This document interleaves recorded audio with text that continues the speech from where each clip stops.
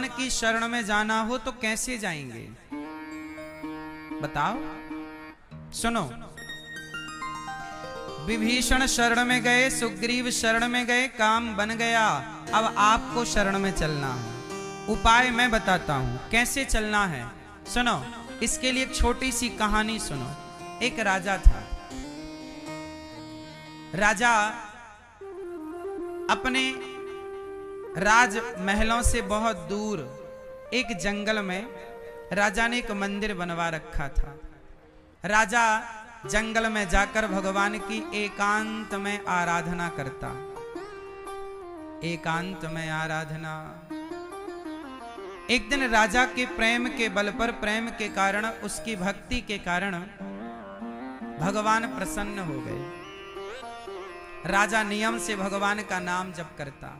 रोज जाता, नाम जप करता, श्रीमन नारायण श्रीमन नारायण श्रीमन नारायण। रोज भगवान का नाम जपता। भगवान से अत्यधिक प्रेम करता रावण, वो राजा। एक दिन क्या हुआ, राजा के सामने भगवान नारायण प्रकट हो गए। चतुर्भुज रूप, शंख चक्र गदा पद्म लेकर राजा को दर्शन देने भगवान आए।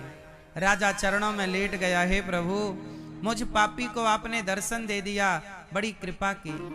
भगवान नारायण बोले, राजन मैं तुझसे बहुत प्रसन्न हूं बेटा, तूने मेरी बड़ी भक्ति की है।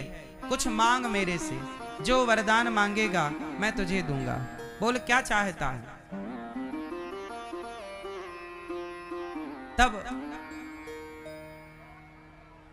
राजा बोले कि हे प्रभु, आप मुझे बस यही वरदान दो कि मैंने जैसे आपका दर्शन किया ऐसे मेरी प्रजा भी आपका दर्शन करे। आप ऐसी कृपा करो कि मेरी सारी प्रजा आपका दर्शन कर सके। मेरी प्रजा को आप दर्शन देने की कृपा करें। हे प्रभु, मेरी प्रजा को दर्शन देने की कृपा करें। भगवान बोले ऐसा करो, कल सुबह 8 बजे तुम अपनी प्रजा को यहीं ले आना। जब तुम कल अपनी प्रजा को हमारे पास लाओगे तो हम सबको दर्शन देंगे। ठीक है। राजा रेडी हो गए। भगवान को प्रणाम करके राजा अपने राजमहल गए।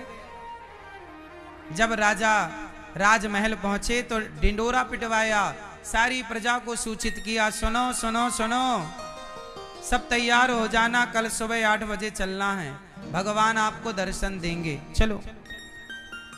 अब सारी प्रजा तैयार है। भाई फ्री में दर्शन मिले तो कौन मना करे मैया, दर्शन फ्री में ही तो मिल रहे हैं। अब फ्री में दर्शन मिले तो भला कौन मना करे। सारी प्रजा तैयार, बच्चे तैयार, बूढ़े तैयार, स्त्री तैयार, पुरुष तैयार, सब तैयार। सवेरा हुआ, सब नहा धो के तैयार, कीर्तन करने लग गए, सब ढोल नगाड़ा बजाने लगे। अरे 8 बजे हमें भगवान मिलेंगे, चलो चलो चलो चलो। सारी प्रजा, राजा तैयार हो गए। 7 बजे ही निकल पड़े कि चलो पहले ही पहुंच जाएंगे भगवान के दर्शन के लिए। राजा तैयार हुए, आगे आगे राजा, पीछे पीछे प्रजा, रानी, बच्चे, बूढ़े, सारे लोग कीर्तन करते हुए जा रहे हैं। हे कृष्ण गोविंद हरे मुरारी, हे नाथ नारायण वासुदेव। श्री कृष्ण गोविंद हरे मुरारी, हे नाथ नारायण वासुदेव। सारे लोग जा रहे हैं, सारे लोग कीर्तन करते हुए सारे लोग भगवान का दर्शन करने जा रहे हैं। दर्शन, चलो चलो। जैसे ही चलते चलते नगर के बाहर पहुंचे तो राजा ने क्या देखा कि नगर के बाहर निकलते ही पैसों का ढेर लगा है। किसका ढेर लगा मेरी माँ? पैसों का ढेर लग गया।